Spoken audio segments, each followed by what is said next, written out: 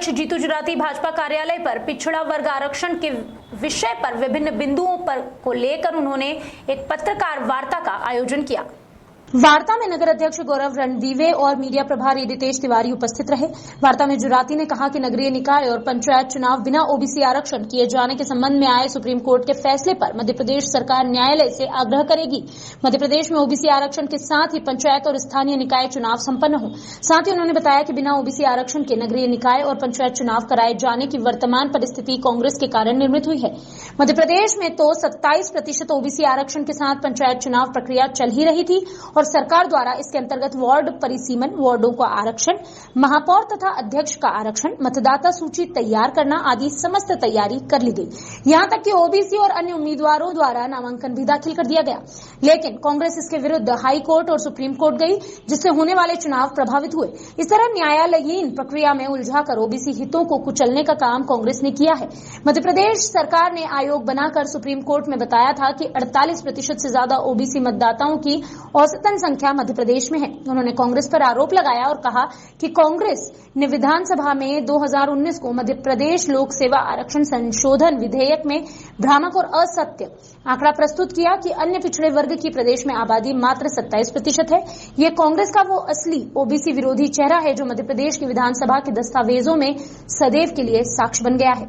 नगरीय निकाय के चुनाव प्रमुख रूप से नवंबर 2019 को होना निर्धारित थे, परंतु कांग्रेस सरकार ने चुनाव नहीं कराए। मुख्यमंत्री शिवराज सिंह चौहान ने नवंबर 2021 को मध्य प्रदेश पंचायत राज्य और ग्राम स्वराज संशोधन अध्यादेश के माध्यम से कांग्रेस सरकार द्वारा पूर्व में किए गए त्रुटि पूर्ण परिसीमन को निरस्त करते हुए यथास्थिति बनाई।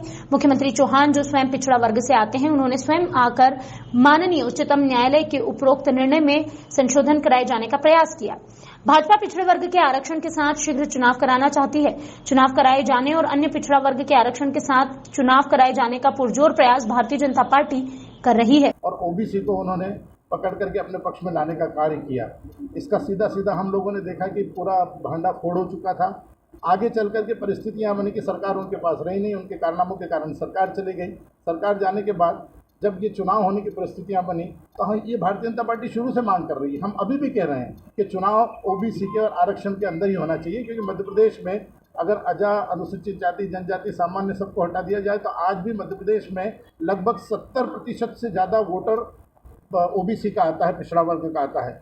मध्य प्रदेश में भारतीय जनता पार्टी की सरकार बनी। सरकार ने एक 600 पेज का पूरा एक तथ्यात्मक ब्यौरा तैयार करके आयोग के माध्यम से वहाँ पर ले जाने का काम हम सब लोगों ने किया। हम सब लोगों को ये भी पता है कि पिछले 70 साल से देश की आज़ादी के बाद से कांग्रेस ने हमेशा पिछड़ों को अपने साथ में लेकर के उनको सिर्फ अपना वोट बैंक समझा, लेकिन पिछड़ों की चिंता आज तक नहीं उन्होंने की। मुझे आपको बताते हुए गर्व हो रहा है कि 2014 की भारतीय जनता पार्टी की केंद्र की सरकार के बाद माननीय प्रधानमंत्री जी ने 2019 में ओबीसी को, पिछड़ा वर्ग को संवैधानिक दर्जा दिलाने का काम किया और हमारी सरकारें भी लगातार उस बात को लेकर के काम कर रही है। मध्य प्रदेश सरकार की भी उसी में चल रही है। अभी अचानक जो फैसला आया, उस फैसले को लेकर के हम सब लोगों ने देखा है, आपके माध्यम से हमने भी पढ़ा और देखा है। तत्काल ओबीसी के हक में, पिछड़ों के हक में माननीय मुख्यमंत्री जी अपने 2 काबीना मंत्री को लेकर के जनरल सॉलिसिटर के पास जाते हैं, राष्ट्रीय अध्यक्ष से जाकर के मिलते हैं। हमने कहा कि ये रिव्यू करना पड़ेगा। हम ये चाहते हैं कि सब उनको उनका अधिकार मिले और हमने इस पूरे विषय को लेकर के दिल्ली में भी जो बड़े ज्ञाता थे उनके पास जाकर के उनसे बात करी और जाकर के पार्टी के वरिष्ठ नेताओं से बात करी। हम आज भी अपने स्टैंड पर कायम है कि भारतीय जनता पार्टी की सरकार ये चाहती है कि चुनाव पिछड़ा वर्ग का पूरा आरक्षण हो। उसके बाद हम चाहते हैं कि चुनाव, हमने इस बात को लेकर के माननीय मुख्यमंत्री जी और विशेषज्ञों से बात करके, और सरकार भी इस बात को लेकर के बहुत चिंतित है और वो जाकर के हम इस बात को प्रयास कर रहे हैं कि चुनाव ऐसे होना चाहिए। अगर नहीं भी होते हैं तो भी भारतीय जनता पार्टी ने, माननीय प्रदेश अध्यक्ष जी ने, वी.डी. शर्मा जी ने, माननीय मुख्यमंत्री जी ने ये कहा है, घोषणा की है कि अगर ऐसे नहीं होता है, और क्योंकि माननीय सुप्रीम कोर्ट का आदेश है, उनका निर्देश है, तो अगर चुनाव होते हैं तो भारतीय जनता पार्टी जो टिकट अपने देंगे उसमें 27% से ज़्यादा इस वर्ग को आरक्षित करके, चाहे वो नगर निगम के महापौर का चुनाव हो, चाहे नगर पंचायत के अध्यक्ष का चुनाव हो, चाहे नगर पंचायत अपना ग्राम पंचायत में सरपंच का हो, चाहे हम इस व्यवस्था को लेकर के ही इस पूरे काम को आगे बढ़ाने का काम करेंगे। हमेशा से कांग्रेस ने छलने का काम किया, झूठ बोलने का काम किया।